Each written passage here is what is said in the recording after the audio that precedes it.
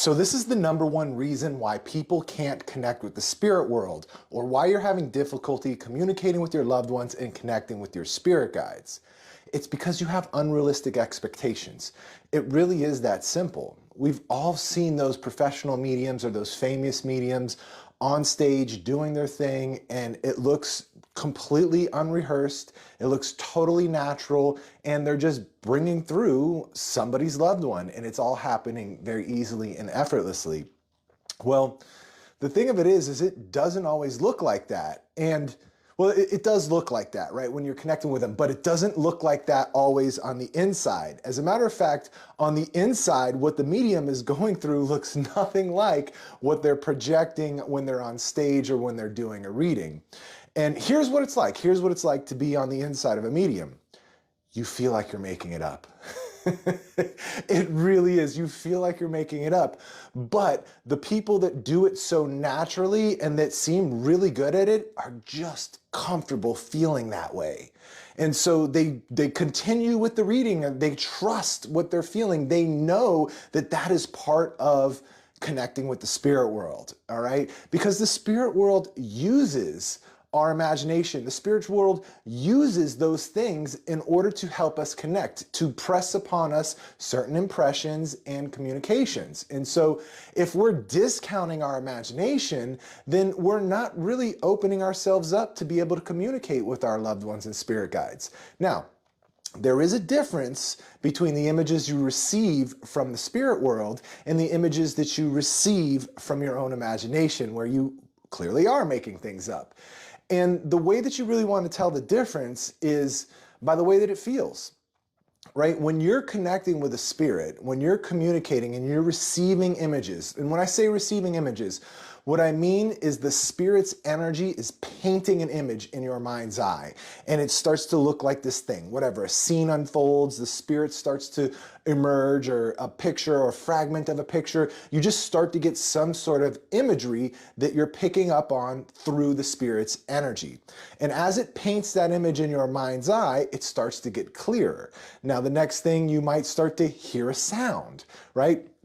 But it's not like a sound like you'll hear audibly with your ears. It sounds like one of your thoughts, okay? And a lot of the time it's in your own voice, right? But these are not thoughts that you're thinking. Again, these are thoughts that you're receiving from the spirit's energy. Okay, it really is that simple. And so when it comes down to it, why most people struggle, and why you might be struggling as well, is because you just have these unrealistic expectations on what spirit communication looks like on the inside and the way that you're feeling, right? Again, if you can get yourself, when you feel like you're making it up, when you feel like you're all in your head, if you allow yourself some space, right? Step back and say, okay, I'm in my head, and then move back into it, right? And keep going, even if you feel like you're making it up. Keep going, even if you feel like you're completely in your head, without judgment.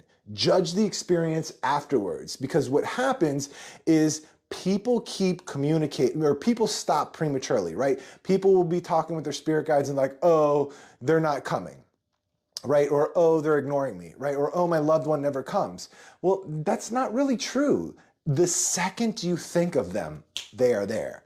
Time and space is irrelevant. And when you think about them, like, so they can be there instantly, right? Time and space is irrelevant in the spirit world, so they can be there instantly. They can be with you and one of your other family members in another country at the same time. Time and space is irrelevant. I know that's kind of hard to grasp, but that's a whole nother subject, okay? But here's the thing, when you think about them, it brings their energy closer to yours. Boom, they're there immediately.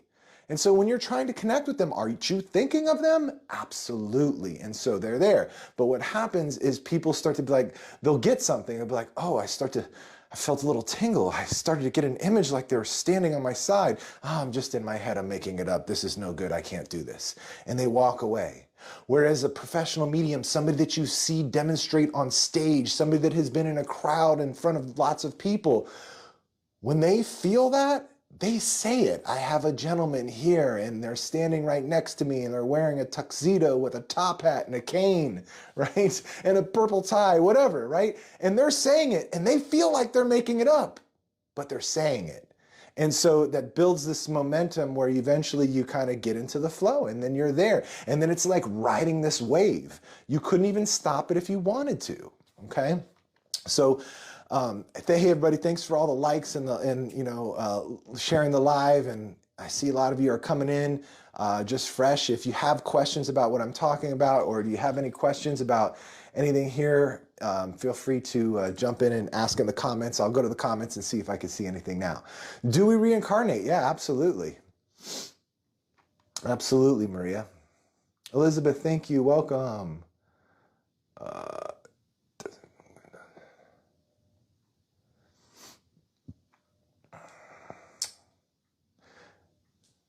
Nicola, welcome. Suzette, welcome. Thanks for joining the live. Leslie, welcome. Barbara, how are you? Thanks for the follow. Lewis, welcome. Lewis E, welcome. I got a couple Lewises coming in, yeah. Hey, Stephen.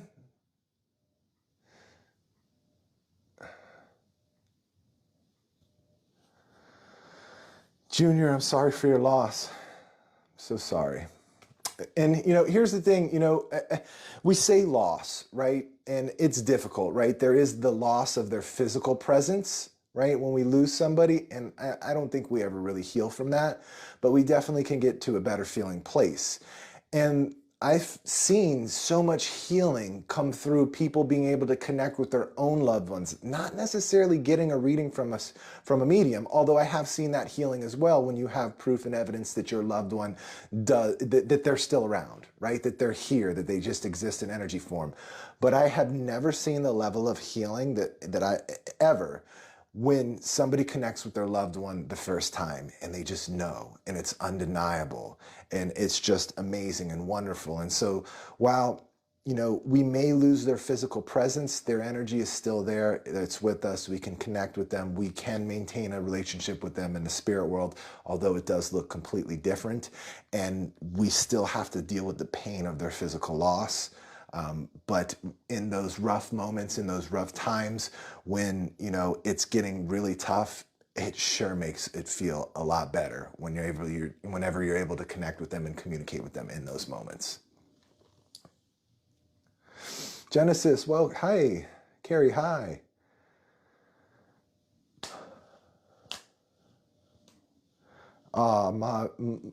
Mevi, I think that's how you pronounce it. Thank you so much for the compliment. Junior, you just had your first dream this past Sunday. Awesome. Awesome. So it was a visitation dream. You were able to connect with them. I'm so happy that you were able to have that. My ex passed away. I think I feel him often. Would he reincarnate when I die? Chances are he's already reincarnated. Okay. And, we don't stick around in the afterlife for that long unless we need to. But here's the thing. Because we are omnipresent beings, right? Which means we exist everywhere all of the time. There's dragonflies like crazy all outside of my window right now. And just as I point, they all go away. Somebody's loved one was here. So anyway, so when because we're these omnipresent beings and we exist everywhere, all of the time, all dimensions, all planes of existence, including the spirit world, including this third dimension, we exist everywhere. So there's a part of your energy that's with your loved one already, okay? And because we are these omnipresent beings, it's just a little part of our energy that actually incarnates into a physical body.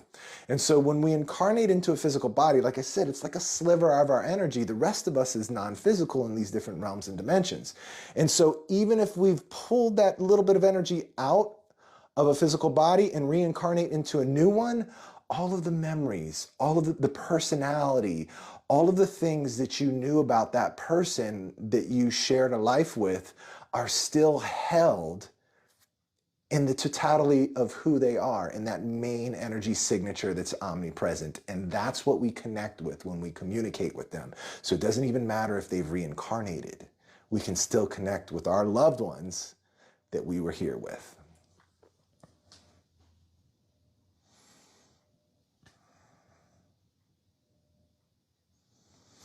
Gigi, I'm so sorry for your loss. I see you just lost your boyfriend here.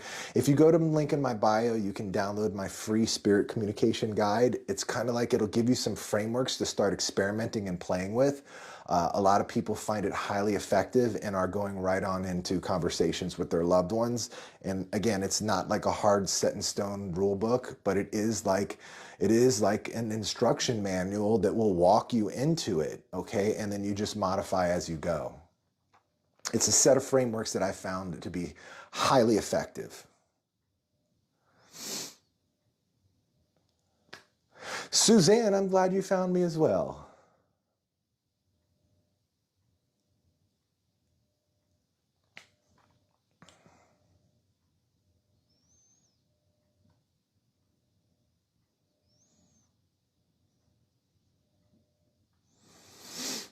So is everybody getting ready for this weekend?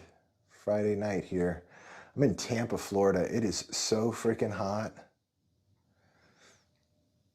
Oh, let me see. I'm just scrolling through, making sure I didn't miss any comments. Michelle says, I get smells. If I don't know the smell, spirit gives me a picture of what is in my mind. Yeah, so smelling is one of our senses, right? We are able to pick up. We have one of our spiritual gifts, or our spiritual senses, whatever you want to call it. I don't like to really call them gifts because everybody has them. But one of our senses, our spiritual senses, is the sense of smell, and it's being able to smell without an external stimulus, right? You don't need the cookie right in front of you to smell, right? You can smell grandma's apple pie even though it's not present, because when grandma's around, she's known for her apple pie, and so you might even smell it.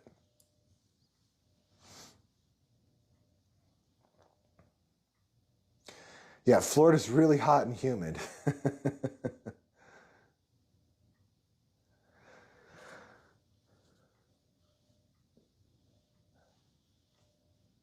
Yeah, Gigi. So it's good to go and communicate with our loved ones through a medium, but it's you just got to be careful that you're not creating this codependent relationship. A lot of people can get taken advantage during that. I know myself, I don't do any readings anymore. My time is focused in teaching others. I have a mentorship program, and that's where I dedicate all of my time teaching others, because it is more satisfying and fulfilling for me to be a part of someone's first time connecting with their loved one themselves. I see how powerful it is and how healing it is. And number one, that's the most satisfaction that I've ever gotten in this lifetime. And number two, I feel like I can make a bigger impact in this world by teaching others rather than limiting my time doing readings. But when I used to do readings, I had a rule where I would not see people any sooner than 3 months at a time. So you had to give it 90 days, because what I had found is people were just booking readings to constantly connect with their loved ones. And it starts to not be the healthiest of relationships, right? We're not mourning, we're not getting over. And so that was one of the reasons too that I got into this and I started teaching other people, because I just started teaching people, right? I didn't want to see that. I didn't want this codependent relationship to get established between, me and the person I was reading for. And so I'm very glad, Gigi, that you have communicated with him through a medium. And if you want to continue that, do that, and maybe even work with somebody that will teach you how to do that. You can see there's all kinds of mediums out there that will teach you how to do it and give you readings. And if you're interested in learning from me, you can apply for my mentorship program at the link in my bio. But I always recommend for everybody to do it on your own, right? It is way more of an impactful experience when you connect directly with them.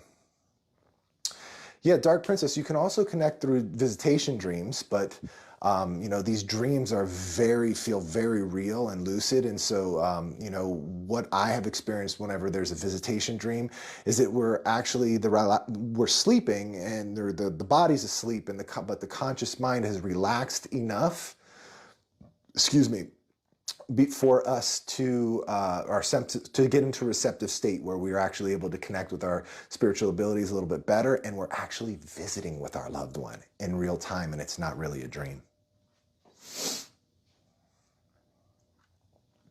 Belgium is not so hot. We'll send some of that cool weather. Glittery butterfly in Australia. Hello, my friend. It's Friday here in the States, so you're Saturday. Saturday late, isn't it? Isn't it kind of late for you, glittery butterfly? How do I see my aura?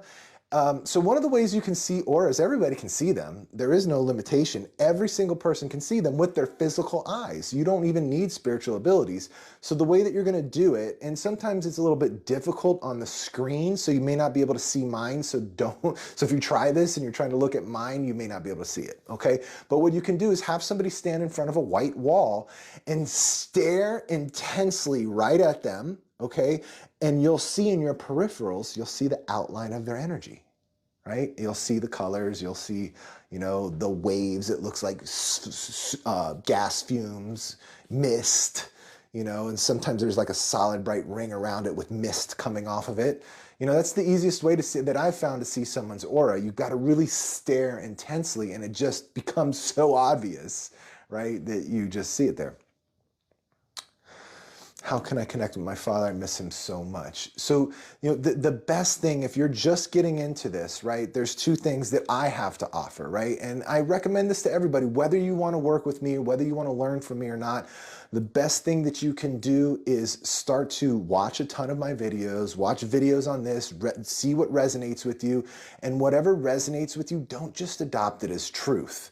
Experiment and play with the material, because a lot of the stuff out there isn't going to work, right? A lot of it is fluff and glitter, and a lot of it is just nonsense, just old theories recycled and regurgitated into new, different ideas. And a lot of them sound compelling, a lot of them sound interesting, but they lack substance to actually get you to connect with your loved ones.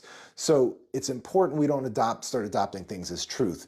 The only time that you really want to adopt something as truth is if you're working with some information that you've learned from somebody, anybody, right? And you're actually able to have an experience with it, right? You're actually able to do what they said you can do, right? And if you're not able to do it, it's not because you did it wrong. It's because the information's not working, right? And so that's one of the reasons why I take great care in the content that I put out. I want you to be able to take the information that I have and apply it immediately to an experience, right? Even if you have no idea what you're doing and never tried this before, you should at least feel a little something, right? And so, that's one of the ways that you can start to connect with your father, all right? Some of the resources I have to help you, that is, number one, my content. Number two, I have a free spirit communication guide. Number three, if you want me to walk you right into that experience, connecting with your father in an undeniable way, you can schedule an interview for my mentorship program. I do have some space open for it right now.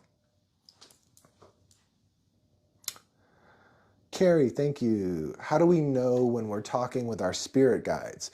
You're going to feel them, right? That's the number one most important thing, is feeling the energy. Because if you can feel the energy, you're going to get the information, because the energy you're feeling is them connecting and communicating with you, because all you have to do is sit in that energy and information is getting transferred.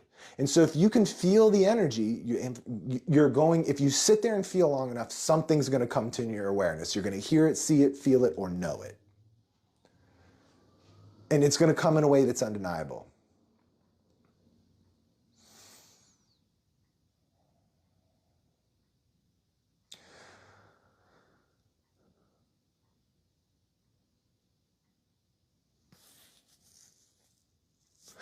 Oh, here we go. So Paola says, my mom died and at times I hear her voice clearly in my head talking to me. Is it her or my brain? Next time that happens, so it can be both, right? I'm a practical person. I'm not going to say every time anything happens, it's definitely a spirit, right? You will never hear me say that. But that is a huge clue to tell me that it is highly likely that it is your mom. Here's how you can confirm it in a way that is undeniable, okay? Next time that happens, all right, next time you hear your mother's voice, say, Mom, is this really you? And then focus on the energy in your immediate environment, just the energy surrounding you, okay? And when she responds, when you start to hear a new thought in your head, a new voice in your head from your mother, you're gonna feel her presence in the room. If you feel her presence in the room, you are communicating with your mother, okay? So go ahead and enjoy the conversation.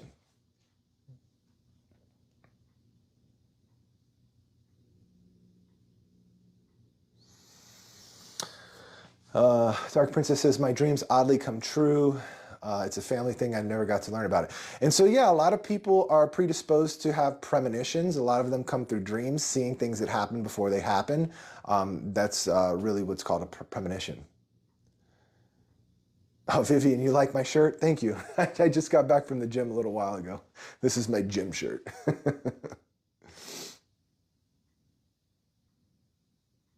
Jesse, thanks for the follow. I can feel people's auras. Yeah, absolutely. You can feel their auras. You can feel their energy as well. What does seeing 11, 11, 11, and 111 mean? It's, you know, again, I'm a practical person. There's two things that can happen here, okay? The first thing, we'll talk about the mundane, right? We'll talk about what's usually happening for most people, because I feel the New Age spiritual community puts so much significance on these repeating numbers and synchronicities that they're nothing more than subconscious picking up on things and recognizing patterns. I think that's what's happening 99% of the time, okay?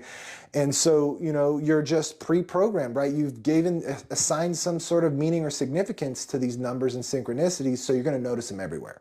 Same thing like when you buy a car or you buy a certain dress and you see everyone else out there with the same car and with the same outfit that you had. It's the same thing as your subconscious. It was always there. Those amount of things were always there, but your subconscious is just picking up on it now, okay? Because you've assigned meaning and value to it, okay? So that's one of the things that happen. The second thing is, yeah, it could be energy. It could be the spirit world. It could really be, you know, a synchronicity is really our intuition speaking to us, right? It could be one of these other spiritual traditional meanings. And the way that you decode what it is you don't really decode it, right?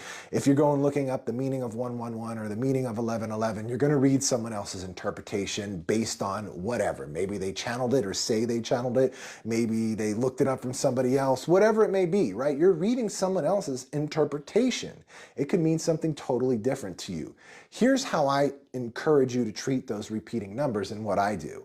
And so when I recognize it as a true sign or synchronicity, I just say, okay, who's here? What do I need to know? I don't need these codes. I don't need anything. What's up?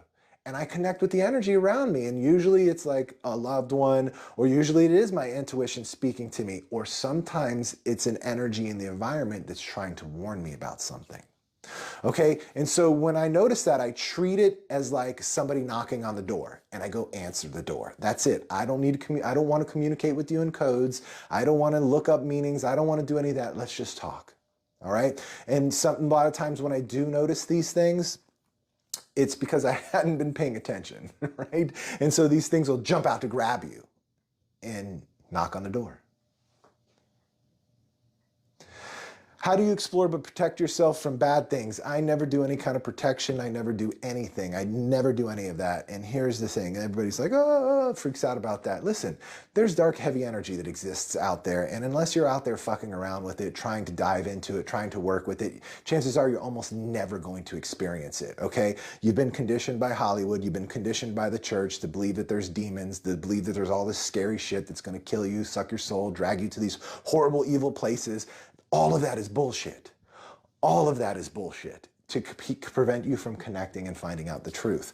Once you face that stuff and you face your fear, you will see the truth that, yes, dark and heavy energy exists. It is absolutely nothing that can harm us, and it is absolutely nothing to be afraid of. Okay, but you can't find that out if you're in fear and you're always trying to protect yourself and you're always scared of something. Look, I've worked with tens of thousands of people. I've done hundreds of workshops, big workshops, large spaces with people. I've never done any kind of protection. I've never did any kind of opening prayer. I've never done anything in the realm of protection, fake bubbles of light or none of that shit, okay? Nobody's ever gotten hurt. Nobody's ever been harmed. Heavy shit has come up, dark stuff has come up, but we've dealt with it. And you know what happens when we deal with it? A tremendous amount of healing occurs for us and the spirit world, okay? So don't be afraid.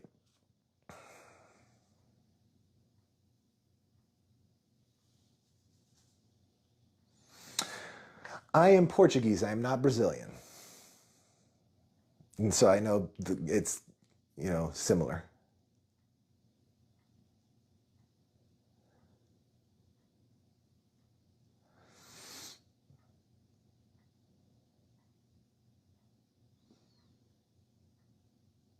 Yeah, so a lot of times you can feel energy, Candy. So like a lot of times Candy asks, can you feel my energy? Yeah, we can feel it. If I start to focus on it, especially if I bring up your picture, I can focus on, where you are, and the awareness, my awareness, anybody can do this. My awareness will go out and find you in the energy soup that we're all a part of. Yeah, we were actually talking about that this week in my mentorship program. Connecting with the spirit of somebody who's living, right? We were doing that in the program, right? You can absolutely, you don't have to wait for somebody to die to connect with their spirit. You can do it right now.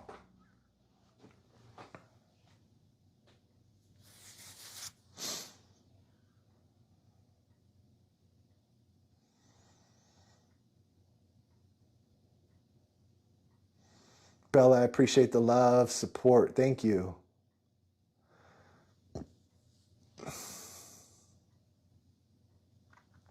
Laura says, I was very spiritual, but struggled since my parents died. Why is this, please? When we experience such a large shock like that, um, uh, when we experience something like that, it just changes who we are, right? And there's a lot that occurs and that ripples out on a soul level, right? Such shock and a traumatic event, as losing somebody close to us, can send ripples out to us on a soul level. And so it's about healing, right? I talk about early on in my journey that, that my abilities didn't really start to take off until I started to stop focusing on them, stop trying to develop them, and focused on my own healing, right? Because it's our own stuff that usually gets in our way, so it could be part of that. It could be something else going on. It's really tough to say without, connecting with you and communicating a little bit more. How do we cleanse our energy? You don't need to cleanse your energy. You just need to do the deep healing work that caused the energy to get stagnant or dirty, right? Whatever you want to call what's going on in your energy, whatever's wrong with your energy, we just need to go out there and work with trauma professionals, right? Licensed individuals that have credentials, that have gone through significant training. I find somatic and expressive therapies the best for treating and getting to the root of issues and discharging the stuff that holds us back. That's the only thing that you have to do with our energy. I mean, we can do all the Reiki and all the energy clearing and the crystals and all of that stuff that we want, and it will make us feel better. But without addressing the underlying cause, all of that energy is going to come back to us, right? We're going to recreate it. That's why all of that stuff feels temporary and it doesn't really last.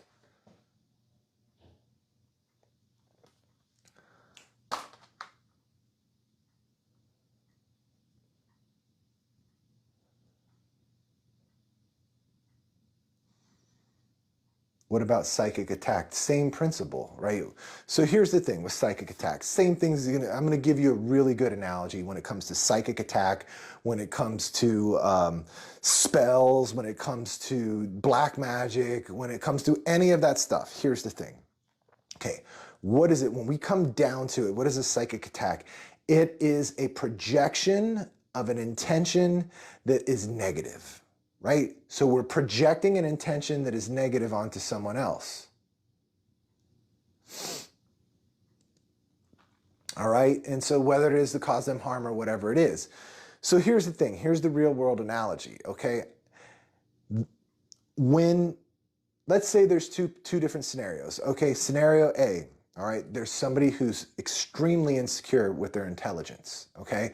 They, have constantly been told their entire life how stupid and dumb decisions that they make. And so they're really insecure when it comes to their intelligence. If you walk up to that person and call them stupid, all right, those words are going to hook into that insecurity, and that energy of those words are going to hook into that insecurity, and they're going to feel like shit. Okay, you projected an intention to hurt them by calling them stupid, all right? Hooks into the energy that already is there, and just intensifies it in that moment. Now, let's say there's somebody that's confident in their intelligence that didn't have that type of experience, that they know and they are sure that they are an intelligent person. You walk up to that person and say, hey, you're stupid. They're gonna be like, you're fucking crazy. Get out of my face. It's not going to faze them because they don't have that energy already in them. Okay? And so you want to worry about psychic attacks, you want to worry about spells, you want to worry about how to push that stuff away. Resolve those energy imbalances in yourself. Heal the baggage that you need to heal. Okay, go out and work for real and get the energy, get to the root cause like we were talking about a second ago. Get to the root cause and heal it, right? That's the only protection that we need.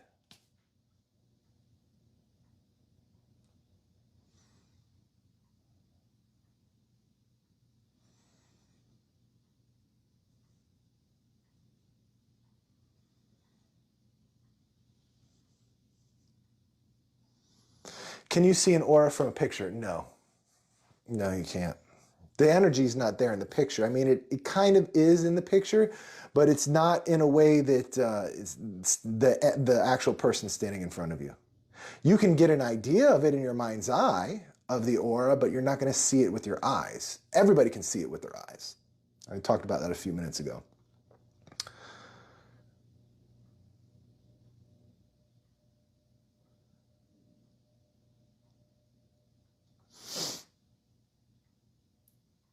Hey, Leah, yeah, I'm doing well. Thanks for asking. What can I do to help connect with my deceased brother more strongly? So that's a great question. So one of the things that you can do, Corpse Babe, if you are able to, like the number one thing is just feeling his energy. Feeling his energy, all right? And if you want to connect deeper with him, when you feel his energy, don't try and communicate, don't try and get words. That just makes us anxious, that gets us in our head if we're not at the level that we want to be, okay? We feel all this pressure, we feel like we need to go out and grab something, and if we're not getting it, we're not good enough, or the spirit's going to run away. There's all this anxiety that gets created when we somewhat connect with one of our loved ones. So here's the thing. As soon as you feel their energy, just get everything out of your head. Just give yourself, allow yourself to just feel. Just sit there feeling his energy. Don't try and communicate. Don't try and do nothing else. Sit there and feel for as long as you can without trying to connect.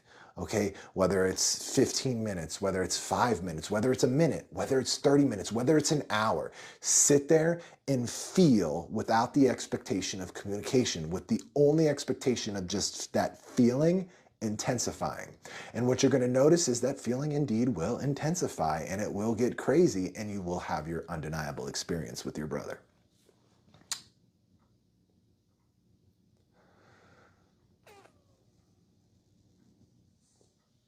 Hey, Angie.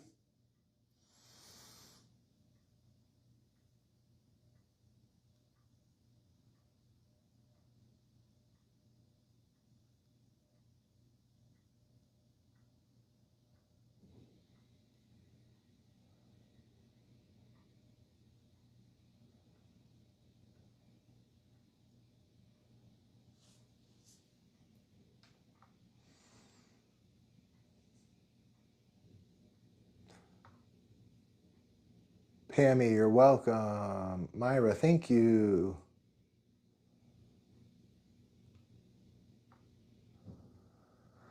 What does seeing colors on what does seeing colors on people's face mean? What do you experience when you see colors on people's faces? So here's the thing. Whenever somebody asks me, sorry, my microphone thing is falling. So whenever somebody asks me, what does this mean? There is no universal meaning for anything. It's what does it, when you're looking into it, engage with it. Engage with the colors on people's faces. Get curious. Ask questions. Start, like, why is there green there? And the green will talk back to you. The energy will, whatever you're experiencing, engage with it, conversate with it, communicate with it, and you will get the answer of what the true meaning is, right? If there is no universal meaning for anything, for numbers, for colors on people's faces, right? For aura colors, none of that. There's no universal meaning. Right? And so we've just got to engage with it so we can figure out what's going on.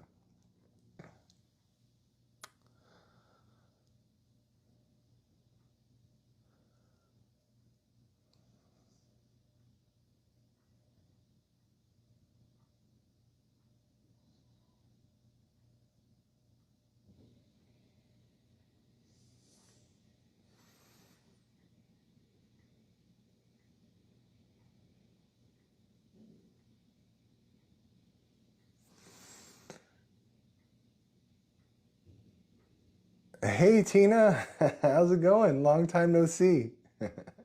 Hope you're all doing well.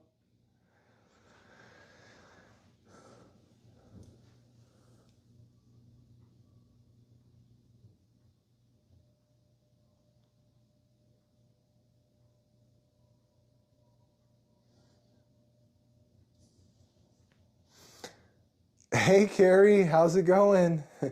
Thanks for jumping in here. Carrie says, my mentorship has helped me tremendously. I've grown so much. Thank you so much. I really appreciate you throwing that out there.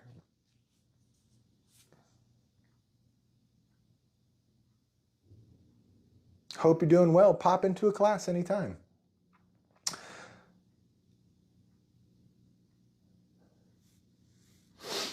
How can I help my son on his journey into healing his traumas? So when people ask me a question like this, how can I help someone else on their journey? Really what they're saying is how can I, well, my experience has been more than often, what they're saying is, how can I do the work for my loved one on their journey? And the answer is you can't do the work for them. You can't. And the only way that you can help them is by not enabling them. And that's really the only thing. And so, you can hold space for them without trying to fix them. Just allow them to go through whatever they're going through without lecturing. Just, try to understand them, right? Try to empathize with them, whatever it is. If they need some sort of healing, deep healing, the more you talk about it with them, the more you push them to do it, the less likely they are.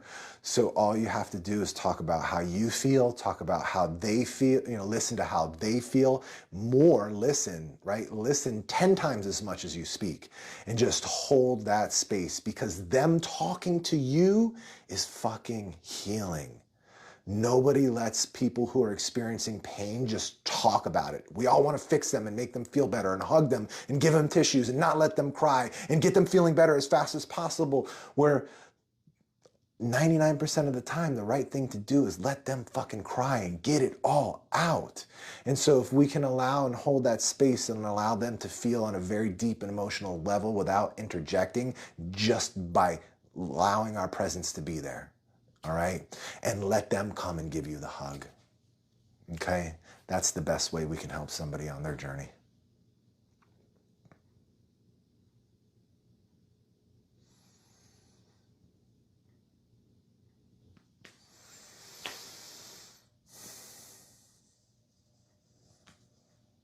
How can I heal the negative aspects of the ego, such as insecurity or too much of a big ego? So, it's the same thing that we've talked about. There's reasons. We've grown up, we were conditioned, right? You weren't born with an insecurity, you weren't born with a big ego, right? Or really an unhealthy ego. A big ego is a great thing, as long as it's healthy, right? And as long as it's respectful, as long as it's inclusive, as long as it's compassionate. There's nothing wrong with a big ego, right? It's an unhealthy ego, right? I'm better than everyone else, fuck all of you. That's unhealthy, right? Right? But, I feel wonderful and I feel great and I know that I'm a well-respected human being and I know that I'm an amazing person and so are you. That's a healthy big ego, all right? And so I just wanted to put that out there first. But so how do we heal the negative aspects? Well, the ego, there is no separation from ego. We are the ego. The ego is us. The ego is part of our energy. There's nothing, some of the mainstream spiritual teachings tell us we've got to separate from the ego, kill the ego, death to the ego. If you do all that, if you try that stuff, you just completely dissociate from this dimension. Our ego is the tool that we use to navigate this third dimension, and without it, you'll go crazy. Right? That's what mental illness looks like, a disillusionment of the ego. So how do we heal ourselves? How do we release the imprints of the experiences that we've had out of our energy? Is by doing that deep healing work. Somatic therapies, expressive therapies, talk therapy is a great introduction to get that stuff working up, but then you got to dive deep. You got to go deeper than talk therapy.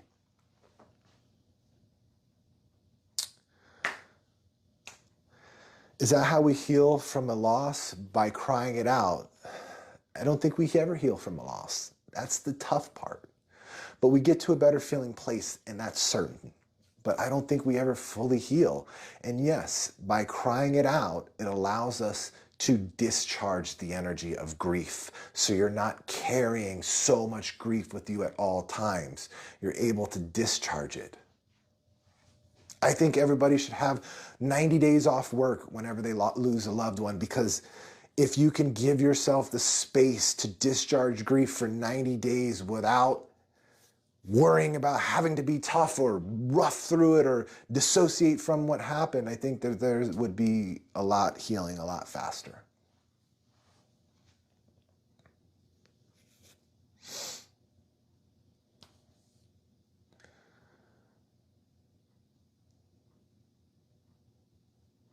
What are my thoughts on meditating in a cemetery? Well, you can meditate anywhere.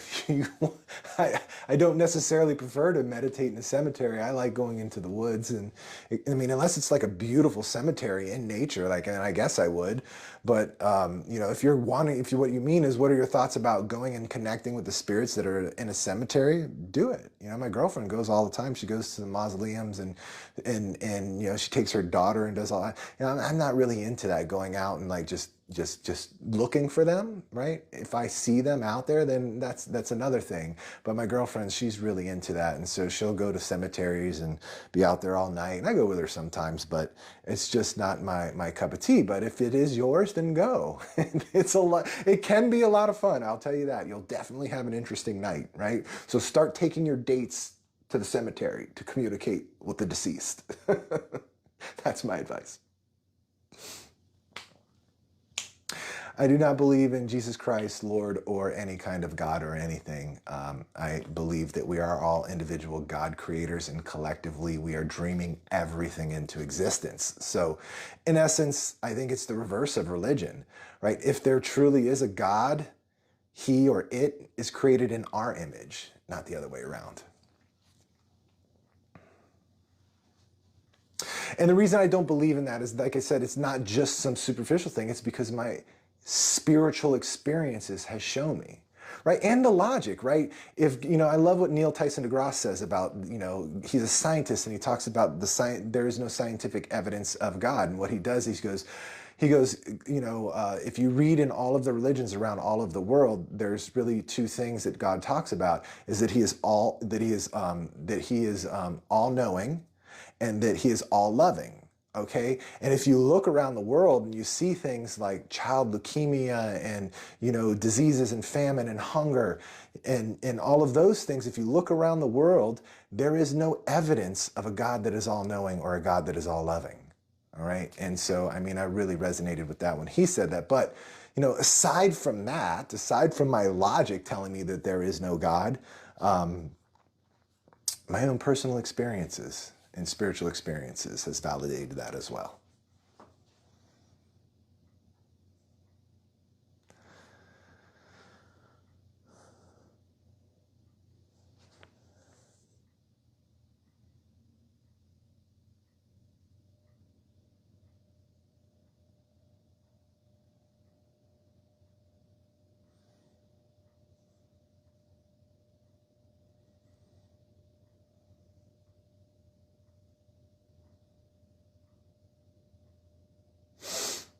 All right. Whoops. Sorry. Almost lost you guys. So yeah, you know, anyway, guys, I do got to get out of here, but I want to make a couple of announcements real quick. Number one, if you're interested in connecting directly with your loved ones, communicating with the spirit world directly, whether it's your guides, your loved ones, or anything, and you want to work directly with me, you want to get advice and, you know, advice that is specific for you, and you want me to hold your hand and walk you right into that first experience with your loved one or with your spirit guides, I definitely can do that. That's what we do in my mentorship program. I walk you right into that back and forth conversation with any spirit or spirit guide, and along that journey, we're going to identify your constraints and we're going to blow through them in real time. Okay, you will do it. I have not worked with anyone that has not, that cannot. Okay, if you're interested in working with me like that, then go to the link in my bio and you can apply for, or you can schedule an interview for my mentorship program. There's an interview process that you and I will go through. We'll talk. So go check that out. The other thing, if you're not able to do that, right, if you're wanting to, kind of go on your own and figure it out alone, number one, watch my content. Number two, you can go to the link in my bio also and download my free spirit communication guide. It will give you a little bit of framework, okay, to go off of, all right? And so a lot of people have had great success using that. So go check that out. Those two things. Other than that, I really appreciate your time here. I really appreciate your questions, all the love, all the likes. So much love to you guys. Until next time.